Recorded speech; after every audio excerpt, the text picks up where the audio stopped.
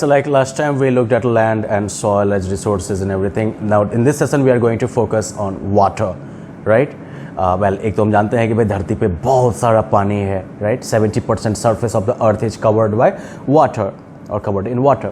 तो अब जो है हम देखने वाले हैं कि बेसिकली वाटर के अगर अर्थ पर प्रेजेंस को देखो तो ये जितने भी ocean, seas, lakes, rivers, ponds, ये सब जो है आपका सरफेस वाटर कहलाता है।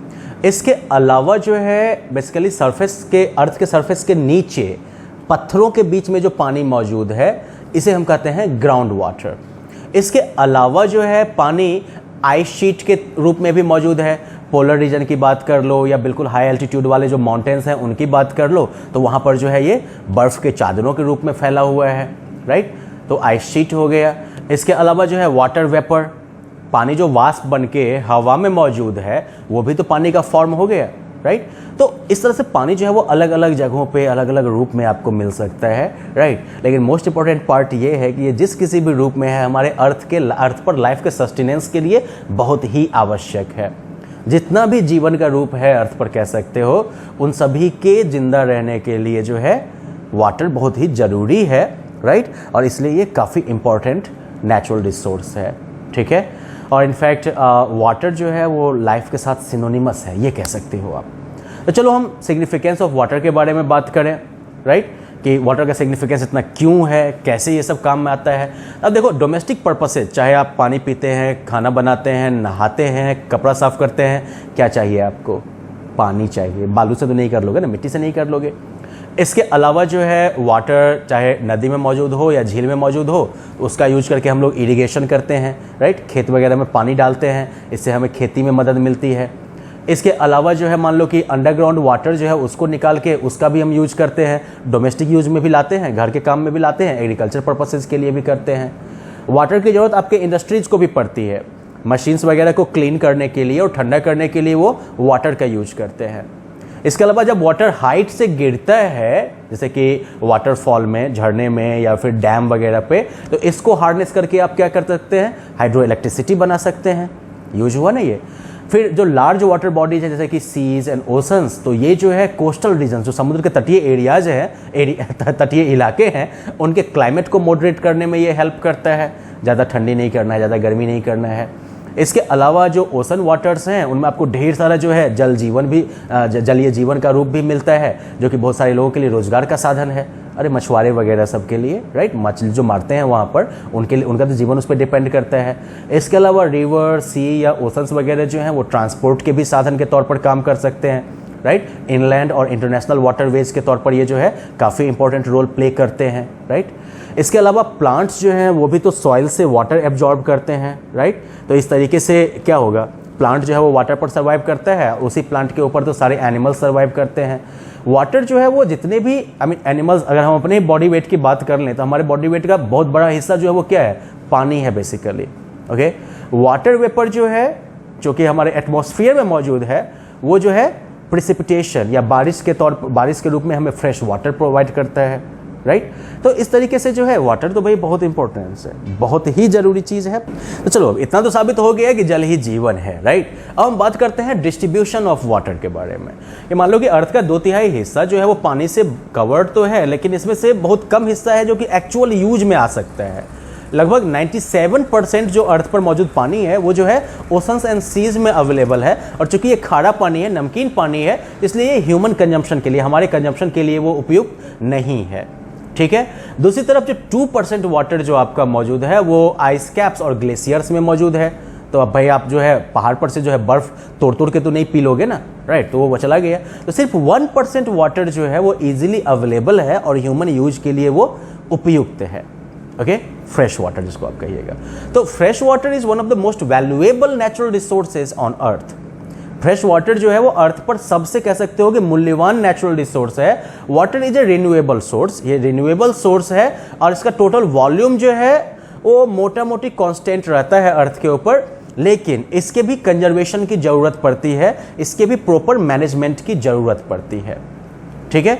अब आगे बात करते हैं हम डिस्ट्रीब्यूशन की। तो fresh water is unevenly distributed in the world. Unevenly मतलब कि सब जगह एक जैसी मात्रा में फ्रेश वाटर अवेलेबल नहीं है। कहीं खूब मौजूद होगा तो कहीं पर बिल्कुल मिलेगा ही नहीं आपको फ्रेश वाटर, ओके और ऐसा क्यों होता है? तो क्लाइमेटिक कंडीशंस में जो डिफरेंस होते हैं उनकी वजह से। ऐसे एरिया जहाँ पर कि मान लो प्रेसिपिटेशन जो है वो इवेपोरेशन से ज़्यादा हो, ऐसे एरिया जहाँ पर पानी का जो वाष्प बन के उड़ता है उससे ज़्यादा अगर बारिश होती हो वहाँ पर, तो वहाँ पर आपको जो है एक्सेस वाटर मिल जाएगा। दूसरी तरफ ऐसे रीजन्स जहाँ पर कि वो रीजन जहाँ पर कि प्रेसिपिटेशन एक्सेस में होता है इवेपोरेशन के कंपैरिजन में, तो वो जो है मोटा मोटी आपका इक्वेटर और उसके 20 डिग्री नॉर्थ और साउथ में जो है मौजूद है।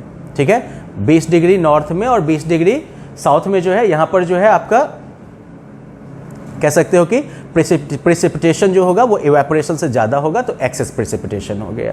दूसरी तरफ 20 डिग्री और 40 डिग्री का जो एरिया हो गया लैटिट्यूड्स में, नॉर्थ और साउथ दोनों तरफ, ठीक है, वहां पर जो है इवेपोरेशन प्रेसिपिटेशन से ज़्यादा होगा। मतलब जितना बारिश के रूप में पानी नीचे आएगा, जितना इनपुट होगा उससे ज़्यादा वहाँ पर आउटपुट हो जाएगा, भाप बन के उड़ जाएगा वहाँ पर। तो यहाँ पर क्या हो जाएगा कि वहाँ पर जो है डेजर्ट्स वगैरह आपको काफ़ी ज़्यादा मिल जाएंगे इन एरियाज़ में। अब बात करते हैं हम सोर्सेज की, तो इतना तो अभी तक आपको पता चल ही गया होगा कि फ्रेश वाटर का सोर्स क्या हो गया? बारिश, रेन। यही जो है surface water I mean reverse में, लेक्स में ये जमा हो जाता है। सरफेस वाटर जो है उसको जो है फिर आप पाइप्स के थ्रू, कैनल्स के थ्रू जो है खींच के लाते हैं, यूज में लाते हैं। इसके अलावा रेन वाटर जो है वो अर्थ के सरफेस के नीचे भी चला जाता है, ठीक है ना, मिट्टी के नीचे एब्जॉर्ब होकर चला जाता है, and that is absorbed, that is stored as ground water, जिसको आप लोग हैंड पंप से निकालते हैं ना, या पंपिंग सेट से ग्राउंड वाटर। तो ग्राउंड वाटर भी किसके थ्रू रिचार्ज होता है? वो भी जो है आपके रेन के थ्रू ही रिचार्ज होता है। रेन वाटर ही वहाँ पर भी स्टोर्ड है, राइट।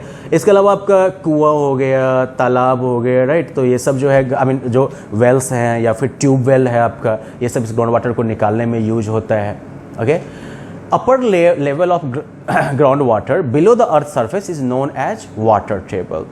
ओके, तो मतलब कि ग्राउंड वाटर जो अर्थ के सरफेस के नीचे जो वाटर का सबसे ऊपर वाला लेयर होगा ना, उसे कहते हैं वाटर टेबल। जैसे गांव में आपने सुना होगा ना कि इतने फीट पर जो है अपना हैंडपंप जो है गड़वाए हैं, राइट, या इतने फीट पर जो है अपना हम बोरवेल करवाए हैं, वो क्या है? That is like your like water table, कि इतने गहराई पर आपका वाटर टेबल जो है वो मौजूद है। और सीजन के बीच में, जगह जगह के बीच में जो है ये वाटर टेबल जो होता है वो चेंज होता रहता है। फॉर एग्जांपल अगर आप झारखंड वगैरह में चले जाएंगे तो वाटर टेबल जो है काफ़ी नीचे हो जाएगा। गंगा के मैदानी एरियाज में जहाँ पर बारिश ठीक ठाक होती है वहाँ पर वाटर टेबल आपको ऊपर मिलेगा, राइट। जब बारिश नहीं होती है, जैसे मई वगैरह के टाइम में वाटर टेबल जो है वो नीचे चला जाएगा। वही जब बरसात मानसून के बाद जो है अगस्त सितंबर में देखो तो वाटर टेबल जो है वो ऊपर आ जाएगा। अब ठीक है, वाटर के डिस्ट्रीब्यूशन के बारे में हमने देख लिया। अब अगली बात करते हैं अब हम वाटर के स्कार्सिटी के बारे में, कि जिस तरीके से हमारी जो है पॉपुलेशन तेज़ी में बढ़ी है, खेती की टेक्नोलॉजीज़ का मॉडर्नाइजेशन हुआ है, तेज़ी में जो है शहरीकरण, अर्बनाइजेशन हुआ है, और साथ साथ वाटर कंजम्पशन का पैटर्न चेंज हुआ है, तो इन सब की वजह से क्या हो गया है कि बहुत सारे एरियाज में वाटर की स्कार्सिटी पैदा हो गई है। ओके, बहुत सारे जो एग्जिस्टिंग रिसोर्सेज हैं वाटर के वो सूख गए हैं या फिर वो पॉल्यूटेड हो गए हैं। यमुना का एग्जाम्पल ले लो ना, उसका पानी आदमी पिएगा क्या? सूंघ के मर सकता है, या फिर उसका यूज जो है हॉस्पिटल में कर सकते हो। पेशेंट को बेहोश करना है, क्लोरोफॉर्म की ज़रूरत नहीं है, यमुना का पानी सूंघा दो उसको, बेहोश हो जाएगा वो, बराबर है। तो reasons that suffer the most from water scarcity और नॉर्दर्न अफ्रीका, इसके अलावा central and west Asia, middle east का जो एरिया है आपका, इसके अलावा जो है साउथ एशिया के कुछ हिस्से, पार्ट्स ऑफ साउथ अमेरिका, और इसके अलावा जो है सेंट्रल एंड वेस्टर्न ऑस्ट्रेलिया। ये सब ऐसे एरियाज हैं जो ग्लोबली स्पीकिंग जहाँ पर कि वाटर स्कार्सिटी फेस की जाती है। रीजन क्या है? Unequal distribution of rainfall. तो हम लोग पहले भी बात किया था हमने, जहाँ पर प्रेसिपिटेशन लेवल जो होगा वो इवेपोरेशन से ज़्यादा होगा तो वहाँ पर जो है आपको एक्सेस मिल गया पानी, तो वहाँ पर ठीक है। जहाँ पर जो है इवेपोरेशन ज़्यादा हो जाएगा प्रेसिपिटेशन के कंपैरिजन में, सॉरी, ओके, तो वहाँ पर जो है पानी की स्कार्सिटी हो जाएगी, राइट। इसके अलावा जो है कंट्रीज़ या रीजन्स जहाँ पर कि वाटर डेफिसिट है, इनको जो है ज़्यादातर वो जो है पुअर और अंडर डेवलप्ड भी हैं, ज़्यादातर, सब जगह नहीं, ज़्यादातर सिर्फ जो है, ठीक है। तो वो जो है मान लो कि दूसरे कंट्रीज से पानी इंपोर्ट भी नहीं कर सकते हैं, या फिर वो पानी को जो है लंबे डिस्टेंस से ट्रांसपोर्ट भी नहीं कर सकते हैं, और इसकी वजह से क्या प्रॉब्लम हो जाएगी? भाई पानी की स्कार्सिटी भयानक हो जाएगी ना, काफ़ी एक्यूट स्कार्सिटी हो जाएगी। आयरनी ये है, विडंबना ये है कि यहाँ पर जो है पॉपुलेशन डेंसिटी भी काफ़ी ज़्यादा है, और इसकी वजह से क्या हो जाता है कि पानी का यूज भी काफ़ी तगड़ा है वहाँ पर। तो एक तरफ पानी का तगड़ा यूज है, दूसरी तरफ जो है प्रेसिपिटेशन का लेवल जो है वो काफ़ी लो है, उसकी वजह से जो है पानी सब जगह बराबर मौजूद नहीं है। ये गरीब कंट्री रहेगी तो उसके पास एक और मुश्किल आ जाएगी कि जहाँ पर पानी ज़्यादा हो भी रहा है वहाँ से वो पानी ला नहीं सकते हैं या किसी और कंट्री से इम्पोर्ट नहीं कर सकते हैं। जैसे कि एक एस्टिमेशन है कि bye 2025 65 countries including India, Korea, Nigeria, Peru and Poland are likely to face shortage of water। तो हम लोगों को भी रिलैक्स होने की जरूरत नहीं है, हम लोग के यहाँ भी वाटर शॉर्टेज है भयानक होने वाला है अगले 4-5 साल में। इनफैक्ट अभी भी काफ़ी ज़्यादा हम लोग फेस करते हैं। दूसरी जो प्रॉब्लम है स्कार्सिटी ऑफ वाटर के अलावा जो एक दूसरी प्रॉब्लम हम लोग फेस कर रहे हैं वाटर के फ्रंट पर, that is poor quality of water. Okay, poor quality of water जो है वो भी एक बड़ा बहुत ही सीरियस प्रॉब्लम है। क्लीन वाटर का अवेलेबिलिटी जो है वो एक चैलेंज बन गया है। वजह यह है कि जैसे मान लो कि जो सीवेज वगैरह, जो नाला वगैरह जो नदियों में चला जाता है, उसको अगर अनट्रीटेड ही पास कर दिया गया तो उसकी वजह से जो है वाटर का जो है पॉल्यूशन हो जाता है, वाटर पॉल्यूटेड हो जाती है।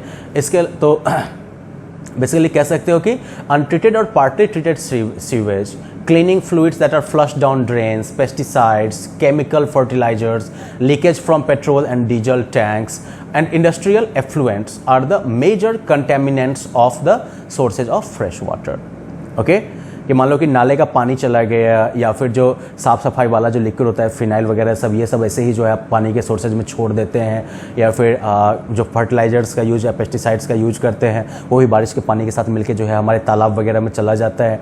तो ये सारे फैक्टर्स जो हैं, या फिर पेट्रोल या डीजल का जो है टैंक लीक हो गया कहीं पर, इंडस्ट्रीज से जो कचरा निकला आपका वो इसमें कंट्रीब्यूट करता है। इनफैक्ट इंडस्ट्रीज़ या गाड़ियों से जो पॉल्यूटेड धुआं जो बाहर निकलता है वो भी बारिश के साथ जो है नीचे आके इन्हीं वाटर रिसोर्सेज में जाके मिल जाता है। तो ये सब जो है मेजर कंटेमिनेंट्स हैं, यही जो है हमारे वाटर रिसोर्सेज को प्रदूषित करते हैं।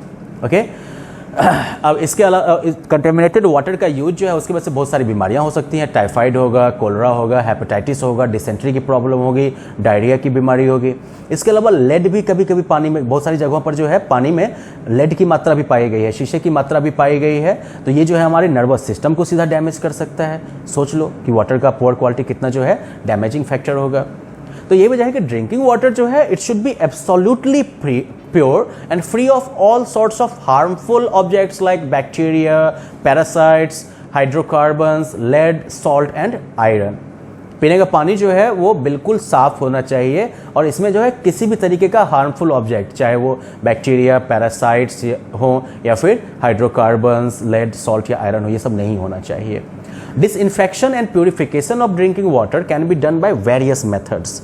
पानी का डिसइंफेक्शन या इसका जो प्यूरिफिकेशन है वो बहुत सारे तरीकों से किया जा सकता है, जैसे कि क्लोरीनेशन, पानी में उचित मात्रा में क्लोरीन मिला देते हैं। डिस्टिलेशन, इसमें जो है पानी को आप जो है वेपराइज करके इसको डिस्टिल कर देते हैं, ठीक है। या फिर ultraviolet UV water purification method, जो कि बहुत सारे आपके आरओ वगैरह में अवेलेबल होता है, ठीक है। जो मोस्ट कॉमन जो मेथड है और जो सबके लिए अवेलेबल है, that is boil the water, kill the germs. Of course इसमें क्या होगा कि जर्म्स को तो आप मार देंगे, प्रॉब्लम रह जाएगा फिर जो इसमें मौजूद हार्मफुल मान लो कि केमिकल्स वगैरह हैं।